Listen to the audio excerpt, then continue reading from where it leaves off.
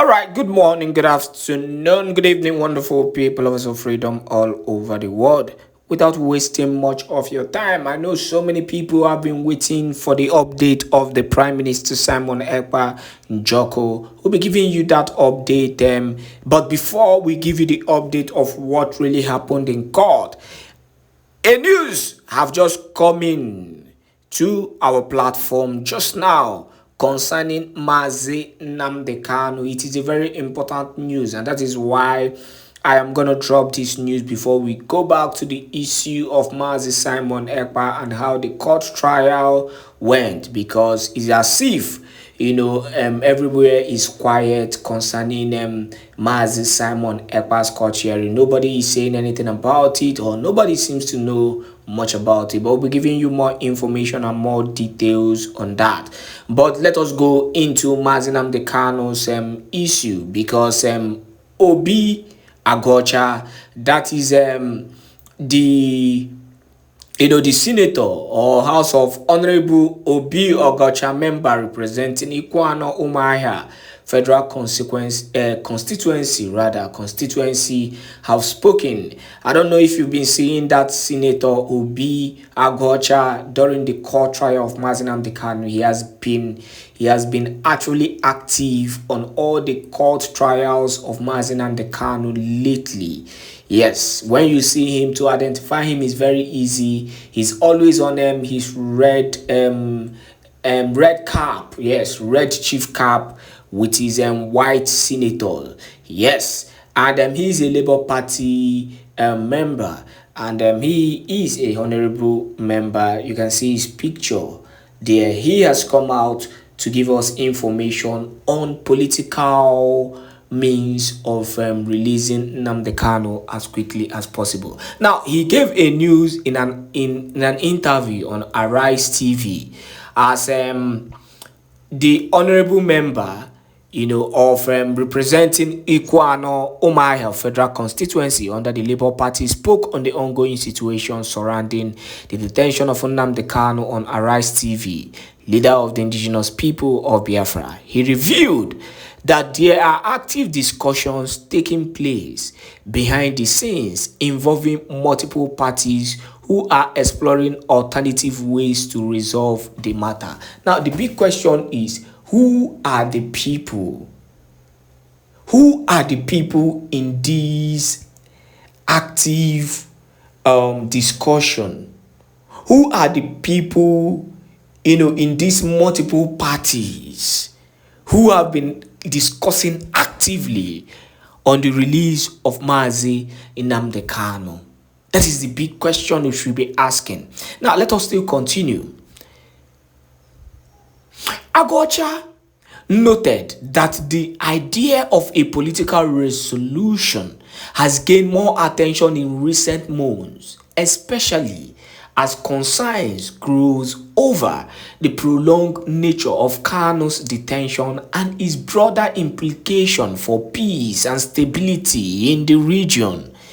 He emphasized that finding a peaceful and diplomatic outcome is in the interest of national unity and justice. He also went further to highlight that pursuing a political solution does not necessarily mean abandoning legal responsibility, but rather acknowledging that certain complex national issues require more than courtroom proceedings. Agocha suggested that a thoughtful and inclusive approach could open the door to lasting reconciliation and a reduction in the regional tension. Agocha also stressed the importance of the federal government showing a willingness to engage in dialogue by participating in these discussions, and the government can demonstrate its commitment to human rights, conflict resolution, and healing long-standing divisions that have fueled unrest in parts of the country.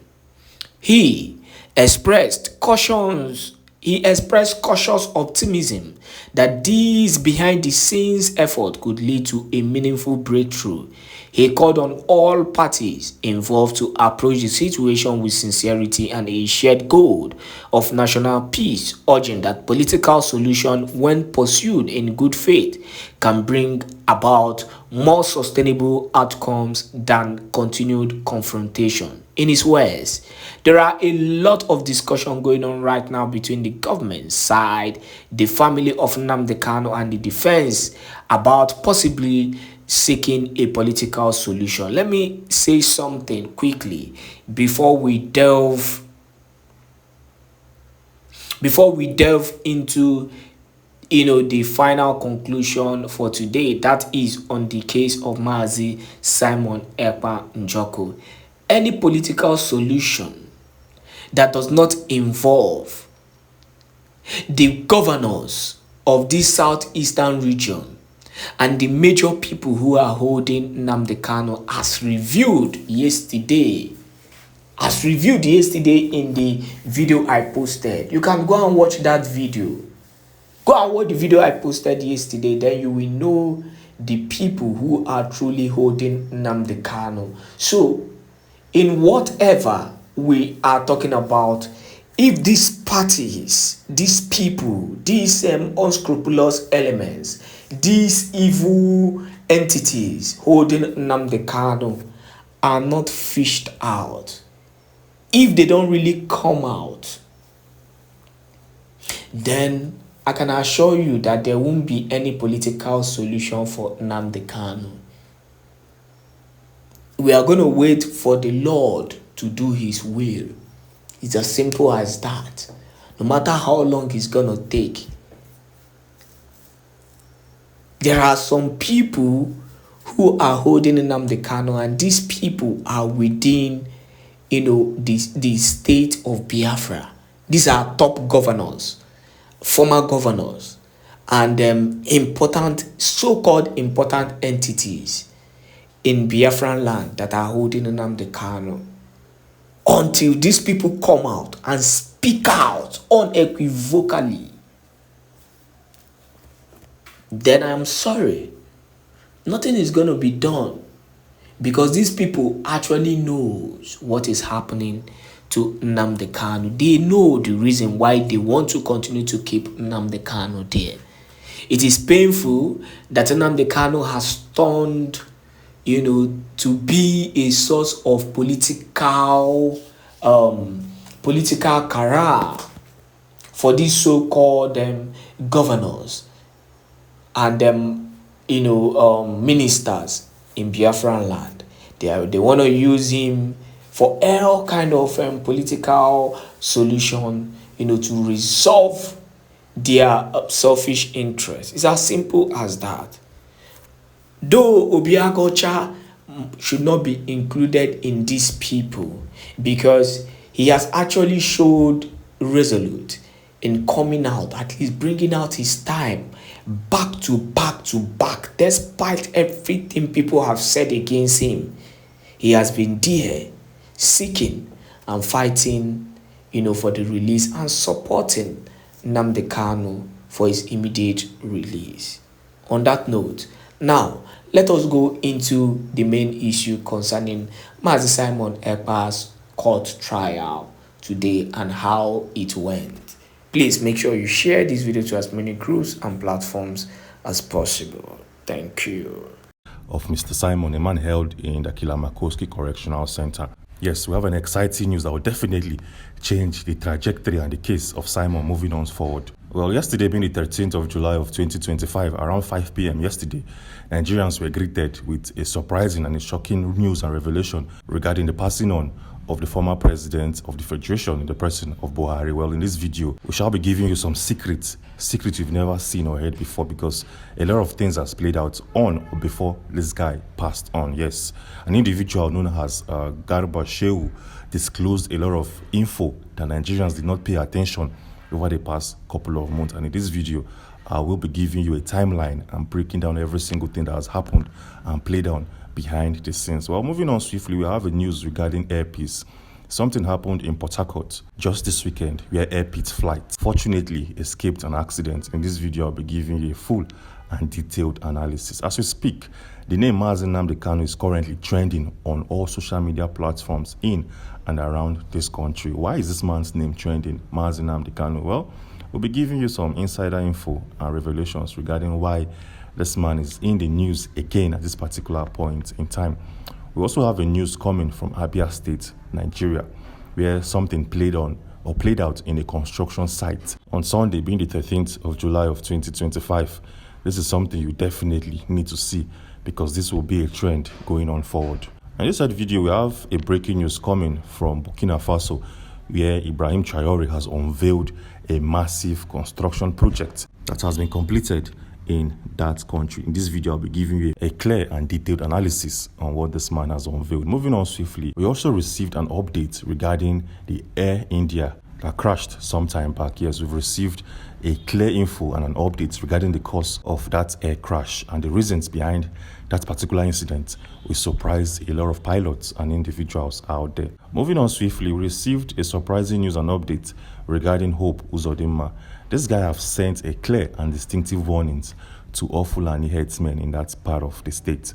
Yes, the sitting governor of Imo State, have sent a letter instructing the Fulani headsmen to do something on or before the 24th of July of 2025, or else drastic actions and decisions will be taken. So the question here is, what has Hope Uzodinma instructed Fulani headsmen to do?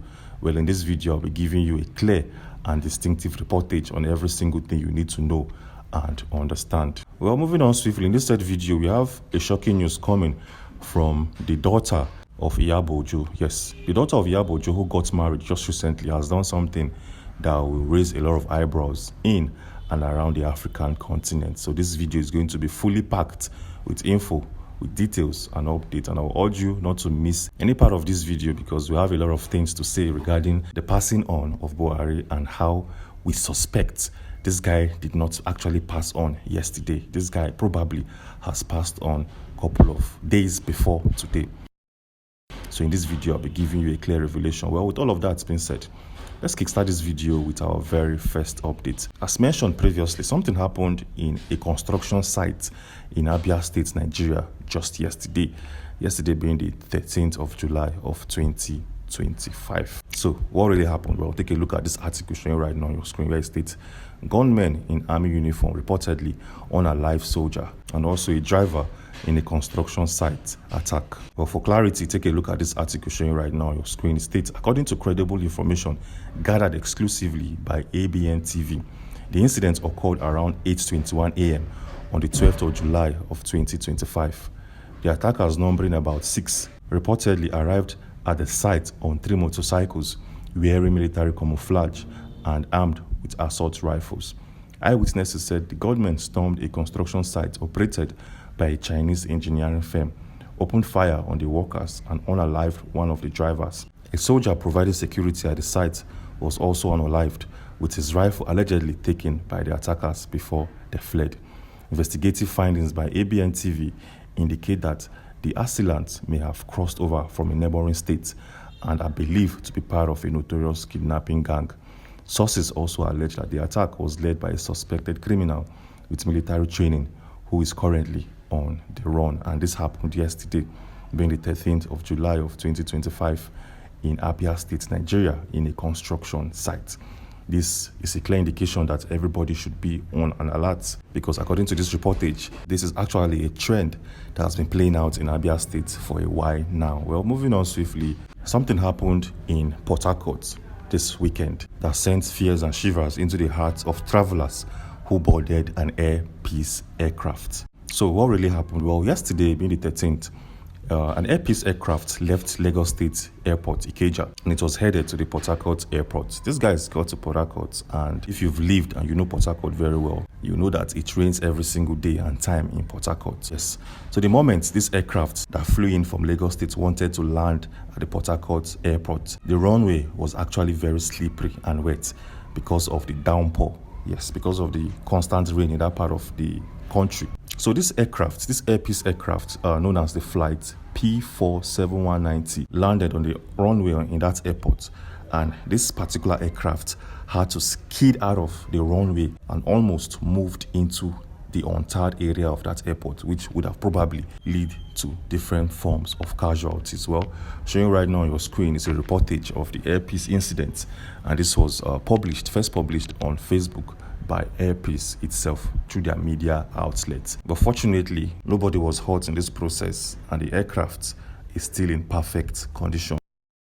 But interestingly, when we saw this news, we had to do some research regarding why this incident happened in the first place, because if it can happen today, it's very possible that tomorrow it will still happen, because we're in a rainy season, which means the runways will be wet moving on forward till we get to the dry season. So we have to do some research, and showing right now on your screen is something we found that the Nigerian government needs to look into. Yes, this states incident in perspective. This is not Airpeace's first runway approach mishap. The 2019 Port Harcourt incident involved a 737 that exited the runway during heavy rain with no injuries. The airline has recorded several incidents historically, though most have involved no casualties. So as you can see, this said issue happened in Port Harcourt Airport in 2019, which was still caused by heavy rainfall. And as we speak, the Nigerian government are yet to do anything about it, because if you know that your runways are usually wet and it's going to be a problem for aircraft to land, there are some steps you should take.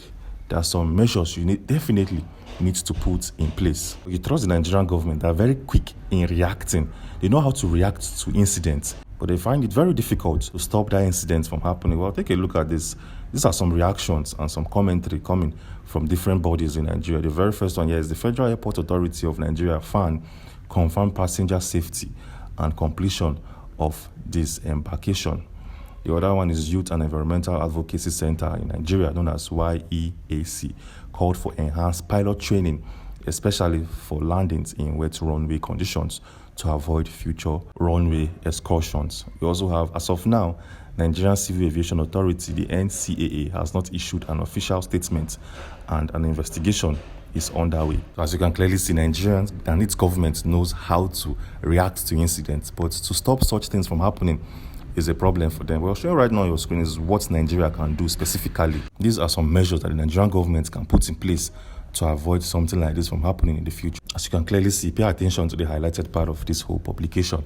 It states, Port Harcourt, Enugu, Calabar, Owerri need better runway grooving and drainage. So as you can see, it's simple.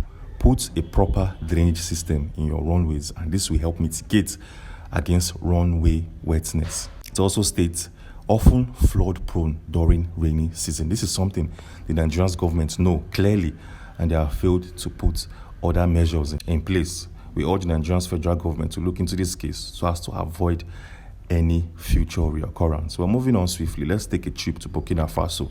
But mind you, we have interesting info regarding Nnamdi Kanu and Buhari's passing on. We did some quick investigation, and we have a lot of info to share with you in this video. We also have a massive one coming from Simon's case, and you definitely need to stick around to find out.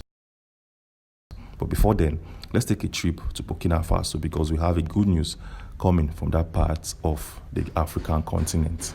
Well, for clarity, take a look at this article coming from that country. State Ibrahim Traore unveils $300 million world-class stadium in Burkina Faso. The article also gave us clarity where it states Ouagadougou, Burkina Faso, in a landmark moment for Burkinabe sports and infrastructure. Interim President Ibrahim Traore has inaugurated the newly refurbished August 4th Stadium, a $300 project set to host the country's first home football match in over 3 years.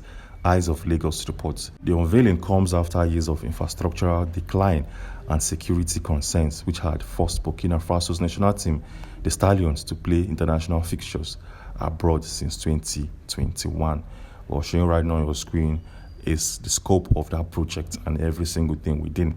So as you can clearly see, the stadium has the state-of-the-art renovation, includes modern digital scoreboards, VIP lounge and media facilities, upgraded seating arrangements, Olympic-grade athletics track, refurbished training centers and gymnasiums. With CAF and FIFA now officially approving the stadium for international matches, the Stallions are set to return to home turf this September, this year and time. This is a massive one for the country of Burkina Faso, and kudos to the African leaders, kudos to Ibrahim Traore for making this project coming to fruition? Well, let's take a trip to Imo State, because the governor of that state, Hope Uzodinma, has done something nobody expected him to do. Yes, nobody expected this man to be this decisive in nature. So the question here is, what has this guy put off, and how will it benefit the people of Imo State moving on forward? Well, take a look at this article coming from Igbo History and Facts, where it states, breaking news, Imo State government gives headers July 24th, 2025 deadline to end open grazing. When we saw this particular notification, we had to do some research to be sure this is coming from Hope Uzodinma. Yes, we had to verify and fact check this article coming from Igbo History and Facts. Well, we did. Showing right now on your screen is an article coming from the Vanguard. It states, Imo government gives headers July 24 deadline to end open grazing. Well, for context, showing right now on your screen is every single thing you need to know about this deadline coming from Hope Uzodinma. It states, deadline and enforcement details. Deadline date. The Imo State government has mandated that all cattle headers must end open grazing within state boundaries by the 24th of July of 2025, especially within Owerri, the state capital. Official motive. The directive issued by a commissioner aims to ensure public orderliness, protect farmers' crops, and maintain socio-economic stability in Imo State, Nigeria. Well, the article also gave us more clarity regarding this case, where it states why this directive matters. The very first one is conflict reduction. We have crop damage. We also have livestock support provided. This is a nice one coming from the sitting governor of that state. And this definitely will prevent or reduce these herders moving their cattle in major cities in Nigeria. So the question here is, how will this whole thing be implemented? We all know that the Fulani herdsmen are very, very stubborn, and these people basically don't even listen to the news or try to get updates regarding the current happenings in the country. So how will these guys be informed, and how will this whole thing be implemented? We'll take a look at this. Community engagement and leadership. Herders rep. The government has officially recognized Alhaji Shuaibu as the leader of the herders in the state. He pledges to relay the directive to other herders and secure compliance. We also have commitment to peace. Shuaibu expressed regret for past disruptions and affirmed the group's intention to cooperate, highlighting a shared goal of a harmonious, clean Imo State. So what do you think about this whole thing? Do you think these guys will respect the declaration coming from the state government, or do you think these Fulani herders will disobey the instructions coming from the state government and nothing will happen to them? Well, let me know your thoughts in the comment section. I really want to know what you think about this whole situation and how you feel about it. Well, moving on swiftly, let's take a look at our next update. We have a news coming from Sky News regarding the India airplane crash that happened some times back. Sky News has given us a full clarity on why and how that particular plane crashed the way it did. Well, take a look at this article coming from Sky News. It states, four to engines of Air India plane that crashed, cut-off moment after takeoff, reports find. The article gave us clarity where it states, four to engine of the Air India plane that crashed last month appears to have cut off shortly after takeoff, a preliminary report has found. According to the report by India's Aircraft Accident Investigation Bureau, known as the AAIB, switches in the Boeing 787 Dreamliner's cockpit that controlled fuel moved to a cut-off position. It said Engine 1 and Engine 2 fuel cut-off switches transitioned from run-off to cut-off position, one after another with a time gap of 1 second. The engine N1 and N2 began to decrease from their takeoff values as the fuel supply to the engines was cut off. Well, this article also went a step further to give us more clarity on why that aircraft crashed, and it will not bore you with all of the details, but you can pause this particular part of the video to read up and understand and see things for yourself. Anyways, moving on swiftly, if you find this video interesting, informative, and valued, please do well to subscribe and turn on post notifications so you don't miss any news and updates coming from Nigeria, Finland, USA, and the rest of the world. So please subscribe and turn on post notifications. Well, moving on swiftly, this morning, Nnamdi Kanu's name has been trending on Twitter, Facebook, YouTube, and other social media platforms of the world. Yes, Nnamdi Kanu is in DSS Correctional Center. There, he's currently being held up. And why is his name trending? Why is this man's name everywhere as we speak? Well, let me give you some highlights and give you some detailed breakdown. Just yesterday, we know that the former president of Nigeria, Muhammadu Buhari, passed on sometime around 4 p.m. to 5 p.m. thereabouts. Well, showing right now on your screen is the most popular or the infamous tweet coming from this man that will definitely not sit well with a lot of Igbos and people from the southeast region of Nigeria. This tweet post, many of those behaving today are too young to be aware of the destruction and loss of lives that occurred during the Nigerian civil case. Those of us in the field for 30 months who went through the case, we treat them in a language they will understand. And this is coming from Buhari when he was the president of the Federation, threatening the whole eastern region. And subsequently, this led to the point where Twitter deleted this particular tweet coming from Buhari, and it led to Twitter being banned in Nigeria for some months, and the whole conversations went on and on. So what is the bottom line, and what is the context of this whole conversation? Well, this man is dead, but then Nnamdi Kanu said that this guy has passed on years back. He believed that a man known as Jubril from Sudan has been ruling the country. And many individuals felt like Nnamdi Kanu was being gibberish in nature or saying nonsense, but things has changed. Many are calling this man a prophet. Many say that Nnamdi Kanu saw the future from years back, and he predicted what will happen right about now. So let's start with Buhari. This man passed on yesterday, but then something fishy played on before his passing on. Something very, very fishy played on, and many Nigerians did not pay attention to the details within. Many Nigerians did not pay or paid little attention to it. Let me explain. A man known as Garba Shehu, who happens to be a Nigerian journalist and a politician who served as a senior special assistant to media and publicity to former President Buhari, made some revelations, and he released a lot of trails of events before Buhari's passing on was announced yesterday. Let me show you. Showing right now on your screen is something Garba Shehu made public.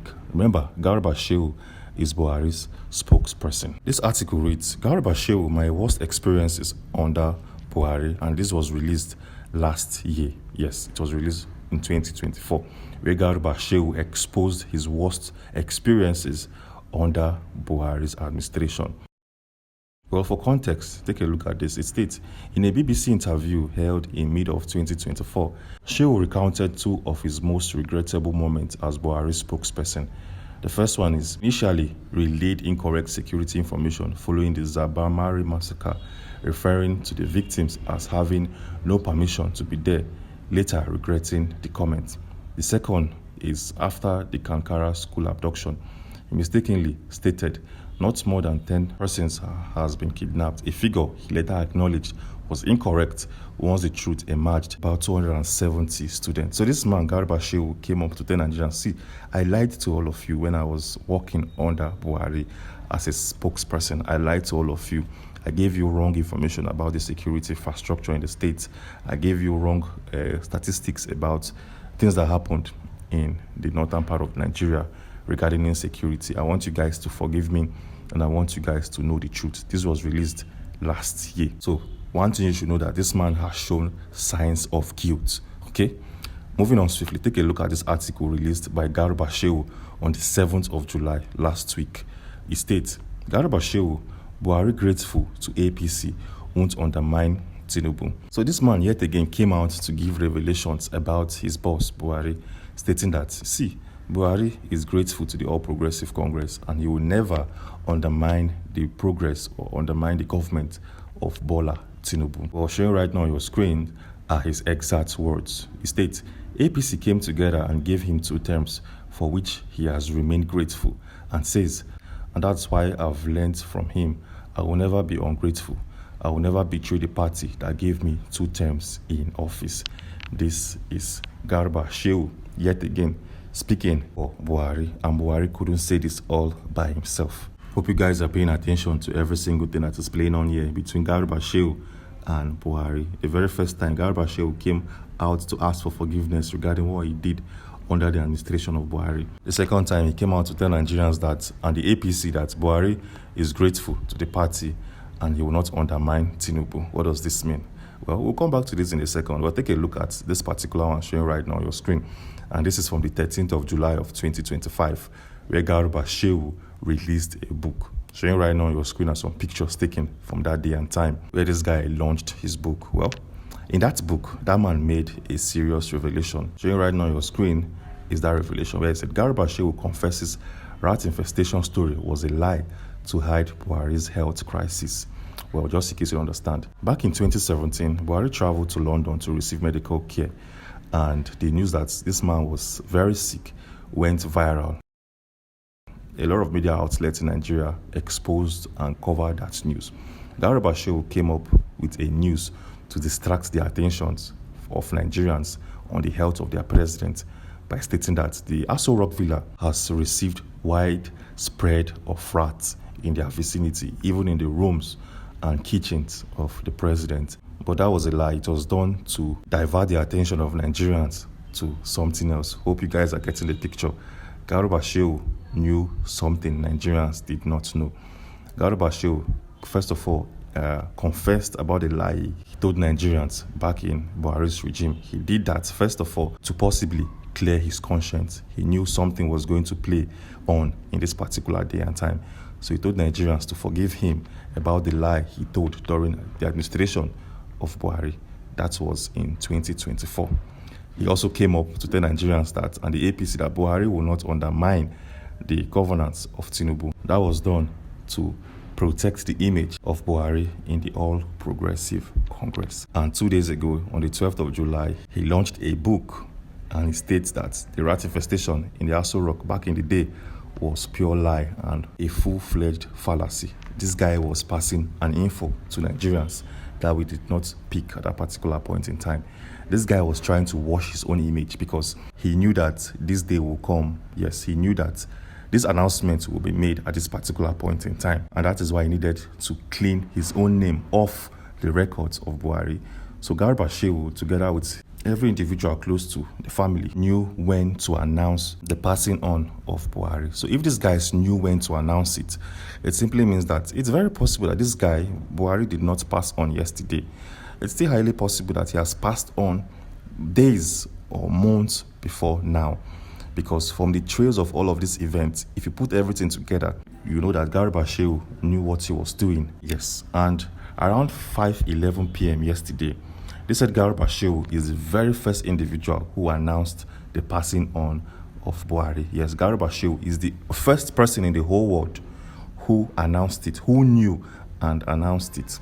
Well, showing right now on your screen is the confirmation from Garba Shehu, released, like I said, 5 p.m., 11 past 5 yesterday. And it states, the family of the former president has announced the passing on of the former president, Muhammadu Buhari, GCFR, this afternoon in a clinic in London. Yes, I want you to do some quick research to better confirm that this man is the very first person in the whole wide world to announce the death or the passing on of Buhari. Showing right now on your screen is a confirmation which states, the first person to publicly announce the passing on of the former